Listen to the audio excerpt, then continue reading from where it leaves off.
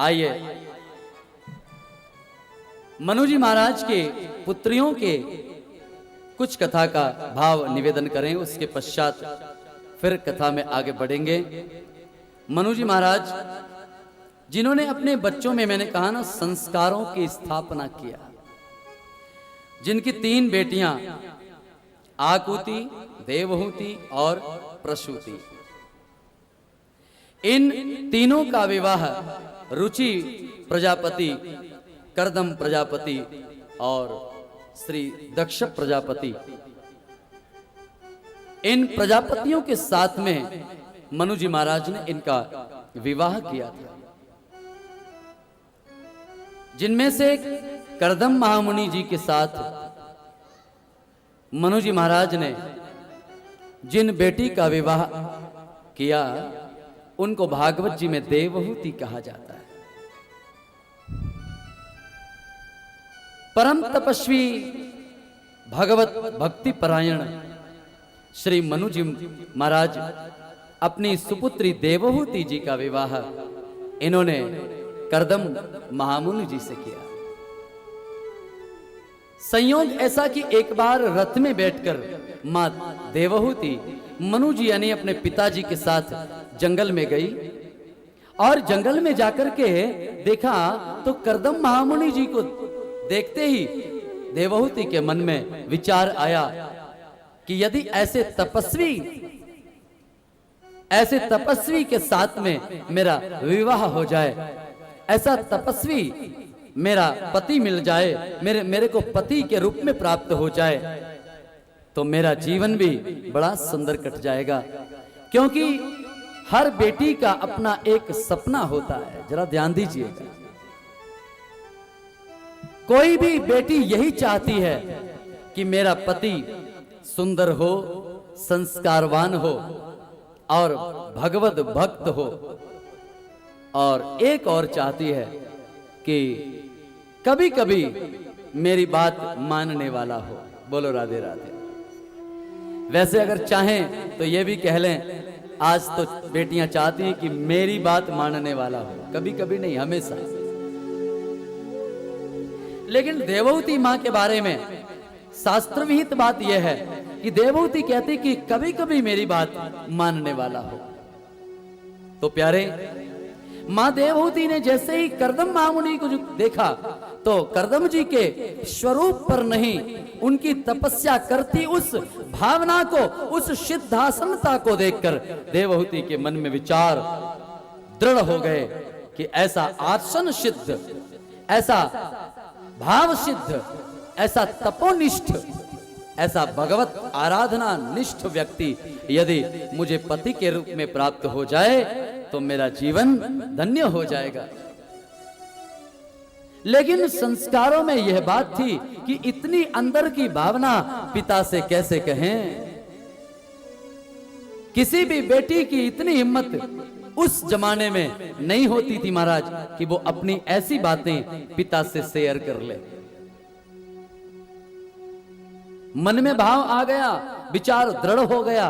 लेकिन जब घूम करके अपने घर आई तो देवहूति ने सर्वप्रथम अपनी मां के चरणों में प्रणाम किया और मां को कहा कि मां, एक बात मेरे को आपसे करनी है, बुरा मत मानो तो कहूं। हाँ बेटा बोल। क्योंकि जब बेटी जवान हो जाए, जरा ध्यान देना, बच्चे जवान हो जाएं तो माँ बाप को चाहिए कि बच्चों को बच्चे नहीं बल्कि उन्हें मित्र के रूप में देखना शुरू कर दे। बेटियां बड़ी होकर के मां की सखियां बन जाती हैं और बेटा बड़ा होकर के पिता का मित्र बन जाता है। बोलो जय श्री कृष्ण। जो माताएं अपनी बेटियों को अवस्था के अनुकूल समझकर अपनी सखी मानकर हर बात बेटी की सुन लेती हैं, ऐसी बेटियां कभी गलत कदम नहीं उठाती। बोलो राधे राधे। और जो पुरुष अपने पुत्र को अपना मित्र मान करके उसको उचित सलाह देता रहता है, उसकी बात सुनता रहता है, बड़े होकर के उसकी सलाह लेता रहता है, ऐसा बेटा, उसके कदम भी कभी बहकते नहीं है। बोलो राधे राधे। और जो माँ बाप अपनी अपनी में मस्त हैं। महाराज उन बच्चों को बहकने के लिए तो हमने आपने ही यानी सारे गार्जियंस ने ही अपने उन बच्चों को स्वतंत्र कर दिया है जो ध्यान नहीं देते। समझिए कि वो अभिभावक गलती कर रहे हैं। ध्यान देना जीवन में उपयोगी बात है। तो आज देवहूति ने मां से कहा कि मां आपसे मुझे एक बात करनी है। हाँ बोलो बेटा। बोले आज मैं पिताश्री के साथ में जब गई तो जंगल में एक तपोनिष्ठ ऋषि का मुझे दर्शन हुआ। अच्छा। बोले देखने में तो मुझे कुछ पता नहीं कि सुंदर लग रहे थे कि नहीं, लेकिन इतना जरूर है कि उनकी आराधना में, उनकी साधना में, उनकी त्याग और उनकी तपस्या में ऐसा भाव प्रकट हो रहा था, ऐसी दिव्यता, ऐसी ओजस्विता प्रकट हो रही थी, ऐसा प्रकाश प्रकट हो रहा था कि मुझे लगा कि यदि वह तपोनिष्ठ मुझे पति के रूप में प्राप्त हो जाएं तो मेरा जीवन धन्य हो जाएगा। मां अगर आपको उचित लगे तो परम पूज्य पिताजी से बात कर लीजिए।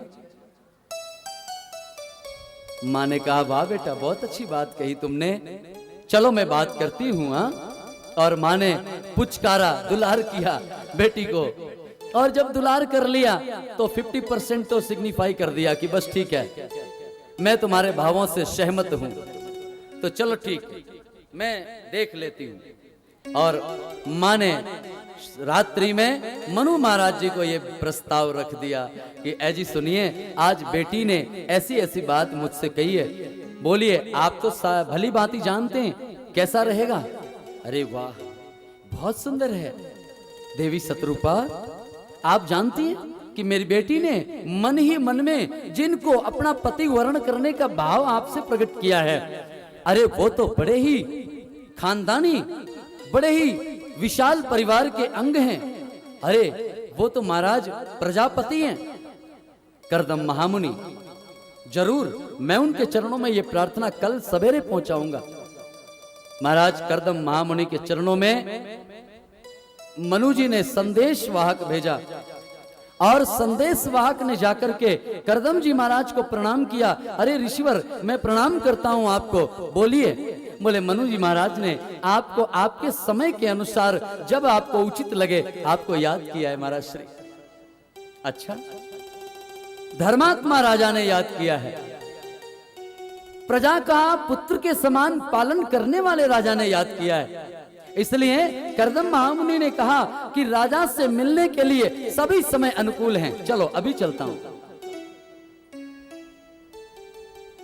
और कर्दम महामुनि उस संदेश वाहक के साथ ही मनु महाराज के आंगन में पधार गए, स्वागत सम्मान किया, चरण धोए, चरणामृत लिया, आसन पर बिठाया। एक अतिथि का जो सम्मान करना चाहिए है कि नहीं, वो सम्मान किया। और एक बात, अतिथि का सम्मान करना हर गृहस्थ व्यक्ति का कर्तव्य होता है। बोलो राधे राधे। कर्दम महामुनि जी को आसन दिया, महाराज जी बैठिए, बैठ गए समस्त प्रजा के सामने, क्योंकि कभी कोई गोपनीय बात नहीं है, क्योंकि रिश्ते गोपनीय नहीं होते, रिश्ते तो समाज को दिखाने के बाद ही होते। रिश्ते जब बनते हैं तो इसीलिए समाज को इनवाइट किया जाता है ताकि उनकी अध्यक्षता में, उनके साक्ष्य में यह रिश्ता बनाया गया, यह रिश्ता किया गया, यह बात बनाई गई, ऐसा हुआ, इसलिए समाज को साक्षी माना जाता है। इसलिए सारी प्रजा को उपस्थित किया, सारी प्रजा बैठी है और मनु जी महाराज ने कर्दम ऋषि के चरणों में देवहूति के विचार को प्रस्ताव के रूप में रख दिया। ऐ ऋषिवर, मेरी बेटी ने आपके गुणों को, आपकी आराधना, तपस्या को और उस व्यवस्था को देखकर प्रभावित होकर अपना पति वर्ण करने की इच्छा करी है। महाराज जी आप यदि चाहें तो मेरी बेटी को अंगीकार कर लें। कर्दम महामुनि विचार करते हैं कि महाराज, मनु जी महाराज आपकी बेटी अर्थात संस्कारों की मूर्ति, संस्कारों की मूर्ति है देवहूति, मुझे मालूम है। ऐसी योग्य मूर्ति को यदि जीवन में अंगीकार करने का अवसर प्राप्त हो रहा हो तो भला कौन होगा जो मना कर देगा महाराज। मैं उसे अंगीकार जरूर करूंगा, लेकिन एक निवेदन है। हाँ बोलिए महाराज जी। बोले मुझे उस देवी देवहूति से 2 बातें करनी है। अच्छा, देवहूति माँ को बड़े सम्मान के साथ में बुलाया गया, सभा के बीचों बीच बैठा करके देवहूति और कर्दम ऋषि की 2 बातें करवाई गईं, और वो 2 बातें भागवत में लिखी हैं। महाराज जरा ध्यान दीजिएगा। देवी देवहूति को कर्दम जी ने कहा कि देवी, मुझे नहीं मालूम कि आपने कौन से गुणों को दर्शन किया, किन गुणों के आधार पर आपने मुझे पति रूप में वर्ण करने का भाव प्रकट कर लिया है, लेकिन एक बात बताओ देवी कि आप मेरे साथ कुशलता से रह सकोगी? जी महाराज जी।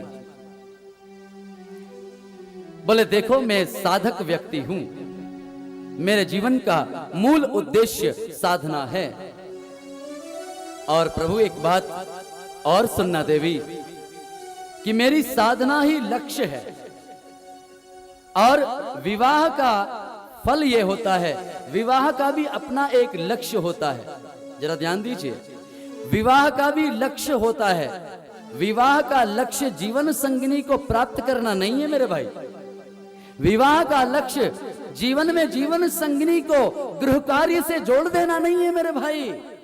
विवाह का लक्ष्य जीवन संगिनी पर हुक्माना और आदेश जमाना नहीं है मेरे भाई। विवाह का लक्ष्य होता है परिवार का संवर्धन करना, कुल वृद्धि करना, यह लक्ष्य होता है।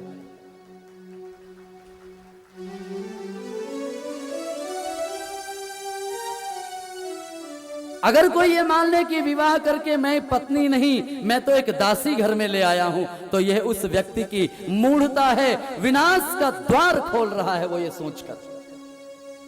मेरे भाई बहनों, पत्नी अर्धांगिनी होती है और वो धर्म के बीच में रहते हुए मुझे मिलती है, इसलिए पत्नी को पत्नी नहीं बल्कि धर्म पत्नी कहा जाता है। बोलो जय श्री कृष्ण।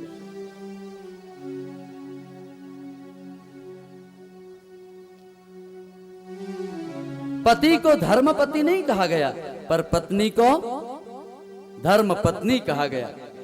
यही लिए कि हम आप समझें इस बात को। आज कर्दम कहते हैं कि देवी देवहूति, मुझे मालूम है कि विवाह का लक्ष्य होता है कुल की संवर्धता। और एक निवेदन कि यदि जिस दिन मेरे पुत्र पैदा हो जाएगा, क्योंकि कुल का जो संवर्धन है, कुल की जो व्यवस्था है, कुल का जो संचालन है वो पुत्र से होता है, इसलिए जिस दिन एक बेटा हो जाएगा बस मेरा रास्ता अलग और तुम्हारा रास्ता अलग हो जाएगा। मैं मेरी साधना की समाधि में चला जाऊंगा और आप मेरी समाधि के आसपास बैठकर बाकी का बचा जीवन काट देंगी। अगर यह बात आपको मंजूर है तो मैं तुमसे विवाह करने के लिए तैयार हूं। देवी देवहूति मन में विचार करने लगी कि मैं तो देवहूति हूं, प्रभु आप जानते नहीं हैं, देवहूति नाम मेरे पिता ने इसीलिए रखा। देवहूति का जो शाब्दिक अर्थ है जरा ध्यान दीजिए, देवम आहूतम करोति या स देवहूति। देवता जिसके बुलाने से आवे, जब तक वो ना बुलाए तब तक देवता भी ना आए, ऐसी देवहूति है। वो कहती है ठीक है महाराज, मैंने आपकी ये बात मान ली। जिस दिन एक बेटा हो जाएगा तुम्हारा रास्ता अलग और मेरा रास्ता। एक लगन पक्की हुई और विवाह हो गया। महाराज विवाह के बाद में संतानों का क्रम प्रारंभ हुआ। श्रीमद् भागवत में लिखा है कि महाराज सनई सनई है संतान का क्रम जब आरंभ हुआ तो आप विश्वास करेंगे कि कर्दम ऋषि ने सोचा था कि पहली संतति ही मुझे पुत्र के रूप में प्राप्त हो जाएगी और बेटा पैदा होते ही मैं मेरी समाधि में चला जाऊंगा। लेकिन महाराज वहां तो कुछ उल्टा ही हो गया। बोलो जय श्री कृष्ण। बेटा होने की आशा करने वाले कर्दम ऋषि को निराशा हाथ लगी कि जब बेटी हो गई, पहली संतान पुत्री के रूप में देवहूति के गर्भ से प्रकट हुई है और कर्दम महामुनि प्रसन्न तो हुए, लेकिन उतना ज्यादा नहीं जितना पुत्र प्रकट होने पर, क्योंकि यह पुत्र प्रकट होता तो मेरे बेटा हुआ इसलिए नहीं, मुझे साधना मिलेगी, मेरी तपस्या शुरू होगी, यह प्रसन्नता का मूल कारण था। परंतु अब तपस्या नहीं होगी क्योंकि बेटा नहीं हुआ। क्योंकि एक बात बोलूं, देखो भाई, बेटा हो जाए तो बेटे की चिंता ज्यादा नहीं होती, जरा समझिएगा, लेकिन बेटी हो जाए ना तो इंसान की तपस्या उसी दिन से शुरू हो जाती है अपने आप ही। बोलो राधे राधे। बेटी को बड़ी करो, बड़ी करके उसका ध्यान रखो, फिर किसी अच्छे वर्ग को ढूंढकर उसके साथ विवाह करके उसे विदा कर दो, तो इंसान की तपस्या की शुरुआत बेटी के जन्म लेने से हो जाती है। तो फिर और किसी तपस्या की क्या जरूरत है। जब बेटी हुई तो कर्दम जी ने कहा, देवी ये क्या, आपने तो बेटी को जन्म दे दिया। देवती कहती है, क्या प्रभु ये मेरे हाथ में है, ये तो प्रभु प्रसादी है। और मैंने सुना भी है कि जिसकी कोख से पहले बेटी होती है, जरा ध्यान देना मेरे भाई, उसकी कोख तो पवित्र हो जाया करती है। बोलो जय श्री कृष्ण। और एक बात मैं कहना चाहता हूं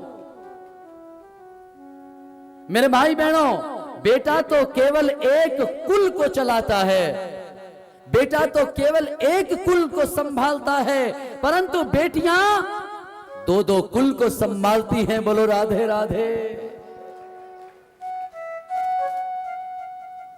जब तक बड़ी हुई तो पिता की सेवा किया, पिता के कुल की गोत्र में शामिल रहती हैं, और जैसे ही वो 7 भावर पढ़कर दूसरे खानदान में सम्मिलित हो जाती हैं तो उनका गोत्र बदल जाता है, उनका टाइटल चेंज हो जाता है। और फिर बेटियां उस कुल को संभालती हैं और इस कुल को भी संभालती हैं मेरे भाई।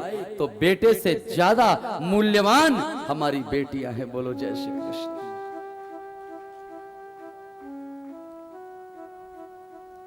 प्यारे, इसलिए देवी देवहूति बहुत खुश है और कहती है, चिंता मत करो, बेटा होगा। और महाराज दूसरा पुष्प उदित हुआ, वो भी बेटी होकर के जन्म ले गया। बोलो जय श्री कृष्ण। कर्दम जी बड़े चिंतित हो गए, महाराज ये क्या गड़बड़ हो रही है। फिर तीसरी संतान हुई तो वो भी बेटी बन करके आ गई। चौथी हुई वो भी, पांचवी हुई वो भी। अरे महाराज, एक के पीछे एक देवियां प्रकट होती रहीं। भागवत में लिखा है कि जिस समय 9 बेटियां पैदा हो चुकी तो कर्दम जी कहने लगे कि ऐ देवहूति, अब क्या 10 की संख्या पूरी करोगी। बोलो जय श्री कृष्ण। देवी देवहूति मन में विचार करने लगी, शायद मेरे पति बहुत ही चिंतित हो गए। तो भगवान की ओर हाथ जोड़ करके प्रार्थना किया कि प्रभु बस अब आप आ जाइए। और भगवान व्यास ने भागवत में लिखा है कि देवहूत्यपि संदेशं हे गौरवेण प्रजापते सम्यक श्रद्धाय पुरुषं कूटस्थं जगत गुरुं। जगत के मालिक, जगत के नियंता कि तस्याम बहुतिथे काले भगवान मधुसूदन कार्दमं वीर्यमापन्नो जगने रिवदारुणी। देवहूति मां ने कहा कि प्रभु अब आप मेरे गर्भ में पधार जाइए। भगवान ने कहा, मां मैं तो कब से उतावला हो रहा हूं। और जीवन की बगिया में भगवान पुत्र के रूप में जब प्रकट हुए हैं महाराज सारे देवताओं ने जय जयकार किया है। देवहूति के आंगन में फूलों की वर्षा करी है। सारे समाज के लोगों ने जय जयकार करी और सारे इंद्रपुरी के देवताजन स्तुति करने आ गए और गंधर्व यक्ष नरनाग किन्नर अप्सराएं नृत्य करने लगी, नरनाग किन्नर गान करने लगे, पुष्पों की वर्षा होने लगी, जय जयकार होने लगी। बोलिए श्री कपिल देव जी महाराज की जय हो। भगवान कपिल देव जी महाराज का प्राकट्य हुआ है।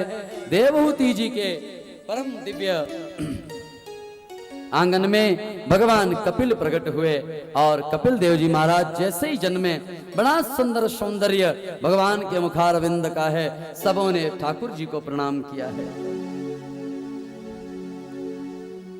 करदम जी महाराज बड़े खुश हुए, बोले चलो अब साधना में कम से कम तपस्या में जाने का मौका मिलेगा। देवहूति ने महाराज हाथ पकड़ लिया अपने पति का, बोले ऐजी सुनिए। हाँ। बोले आप ऐसे कैसे जा सकते हो? बोले क्यों? अब बेटियां घर में बैठी हो और आप साधना में चले जाओ, ये अच्छी बात थोड़ी है। बोले तो क्या करना? बोले एक काम करो। बोले आपको एक काम करना है। बोले क्या करना है? बोले कम से कम बेटियों की शादियां करनी है, तब तक आपको साधना में नहीं जाना है। बोलो जय श्री कृष्ण। और एक बात पक्की है कि बेटियां जिस पिता को हों तो सबसे पहला कर्तव्य होता है कि बेटियों के हाथ पीले करना चाहिए। कन्यादान के बिना आप यदि तीर्थों में जाकर रहने लगो, आप किसी साधना में चले जाओ, आप किसी तपस्या में चले जाओ, इसका मतलब कि आपने अपने आप के कर्तव्य से चोरी की है। मेरे भाई बहनों ध्यान दीजिए, कर्तव्य के प्रति सजगता आपने नहीं दिखाई है। बेटियां और बेटे इनके प्रति पिता का मां का अपना एक अलग दायित्व होता है। अरे भाई, दायित्व के निर्वाह के बाद ही आप किसी तीर्थ में जाओ, कहीं कुटी बनाओ, कहीं तपस्या करो, चलता है। परंतु जब तक बेटी जवान घर में बैठी है और आपने झोली माला उठाई और जंगल चले गए, क्या फायदा है भाई? कदापि नहीं। व्यवहारिक जीवन की मौलिकता और सिद्धांतों का हमेशा ध्यान रखना, नहीं तो मेरे भाई वो तपस्या, वो आराधना सब व्यर्थ चला जाएगा। अगर आप सिद्धांत से मुकर कर आप तपस्या और आराधना में लग गए और बेटियां जवान घर में बैठी हैं, ये उचित नहीं। माँ बाप को चाहिए कि बेटे को व्यवसाय की दिशा दें, बेटे को व्यवसाय की दिशा दें, उसके कर्तव्य को निश्चित करें और बेटियों को सही परिवार की दिशा दें और उनके पति और ससुर और सासू और दूसरे परिवार का निश्चितीकरण करके और उसके बाद आप किसी भी व्यवस्था से लगें, आपका कल्याण होगा। बोलो राधे राधे। कभी भी याद रखना, अपने कर्तव्य से भागकर विमुख होकर परमात्मा की उपासना करोगे तो शायद परमात्मा भी आपको इतनी आसानी से नहीं मिलेगा, क्योंकि ये जिम्मेदारियां, ये लौकिक व्यवस्थाएं उसी परमात्मा ने तुम्हें योग्य समझकर प्रदान करी है। प्यारे, आज करदम महामुनि जी को हाथ पकड़ लिया और करदम जी ने कहा ठीक है, मैं इन बेटियों की शादियां करके और तभी जाऊंगा। तो महाराज उसके बाद में मरीचि महर्षि जी के साथ में कला नाम की जो पहली बेटी है उसका विवाह किया। अत्रि महामुनि जी के साथ में अनुसुईया मां का जो दूसरी बेटी हैं उनका विवाह किया और अंगिरा महामुनि को श्रद्धा नाम की बेटी का विवाह कर दिया। पुलस्त्य महामुनि को हविर्भु नाम की बेटी के साथ विवाह किया। गति नाम की बेटी महर्षि पुलहा जी के साथ में और क्रिया नाम की बेटी क्रतु ऋषि के साथ में और ख्याति नाम की पुत्री को महर्षि भृगु के साथ में और अरुंधति माँ को वशिष्ठ महामुनि जी के साथ में और सबसे अंतिम नवी बेटी जिनका नाम शांति है उनका अथर्वा ऋषि जी के साथ में विवाह कर दिया। और जब ये विवाह हो गए तो देवहूति के पूछा कि कपिल का भी विवाह कर दूं क्या? बोले नहीं, मेरे बेटे की शादी तो मैं समझूंगी तो करूंगी। आप अब अपने कर्तव्य से मुक्त हो गए, अब आप साधना में जाओ, आराधना में जाओ।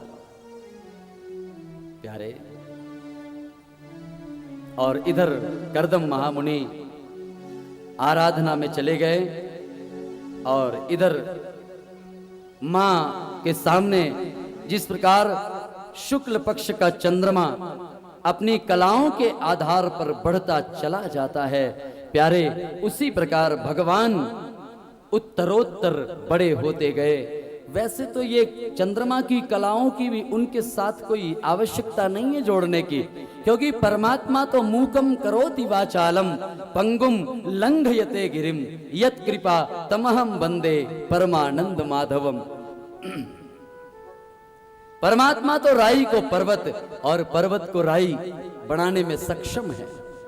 उनके बड़े होने में कलाओं की आवश्यकता की गणना की आवश्यकता नहीं है, लेकिन फिर भी चंद्रमा की कलाओं के समान भगवान की आयु बढ़ती गई और भगवान एक ऐसी आयु में पहुंच गए जब मां किसी आध्यात्मिक चर्चा का समन्वय कर सके।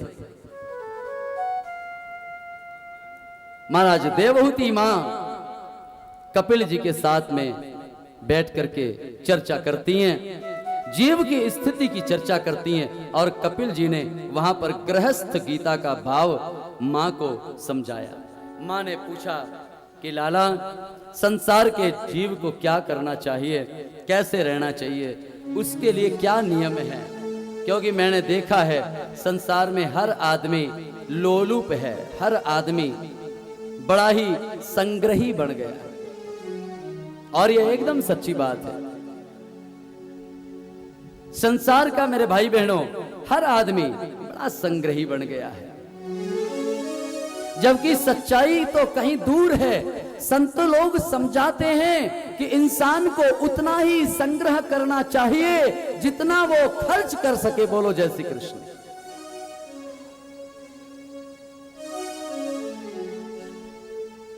थोड़ा संग्रह अपने लिए और ज्यादा गैरों के लिए। अगर ईश्वर ने आप पर कृपा करके आपकी जरूरतों से ज्यादा आपको दिया है तो मेरे भाई कोई ऐसे बड़े आयोजन करवाओ, कोई किसी गरीब की मदद करो, कोई किसी पतित की मदद करो, किसी विद्यार्थी की स्कूल की फी जमा कर दो, किसी गौशाला में अनुदान प्रदान कर दो, किसी गरीब की सहायता कर दो मेरे भाई, तुम्हारा कल्याण हो जाए। थोड़ा अपने लिए और ज्यादा। एक निवेदन करूं साहब, आप लोग मधुमक्खी जानते हैं? मधुमक्खी जानते हैं भाई साहब? मधुमक्खी, वो मधुमक्खी क्या करती है साहब? वो फूलों के रस को इकट्ठा करती है ना? फूलों के रस को इकट्ठा करके और एक पर्टिकुलर जगह में रखती है, जिसको छाता बोलते हैं। छाता देखा होगा, कहीं लग जाता है ना जंगल में। कभी कभी हमारे घरों के अंदर भी लग जाता है। तो छाते में फूलों के रस को इकट्ठा करती है, ये उम्मीद करती है कि मैं इसको बाद में बहुत काल तक उपयोग करूंगी। लेकिन प्यारे, नसीब उसका उस वस्तु को उपयोग करने का नहीं होता। आप जानते हैं, इकट्ठा तो करती है, दौड़ दौड़ करके रस कलेक्ट करती है और इकट्ठा करती है, एक जगह डंप करती है, शहद बन जाता है। लेकिन कोई मधुहा, कोई नट उस छाते को धुआं दिखा करके तोड़ ले जाता है और उस रस को पीता तो कोई और ही है। तो अगर वो मधुमक्खी केवल फूलों के रस को पीती रहती, इकट्ठा नहीं करती, तो शायद मधुए का नसीब खुलता नहीं और इसका नसीब टूटता नहीं।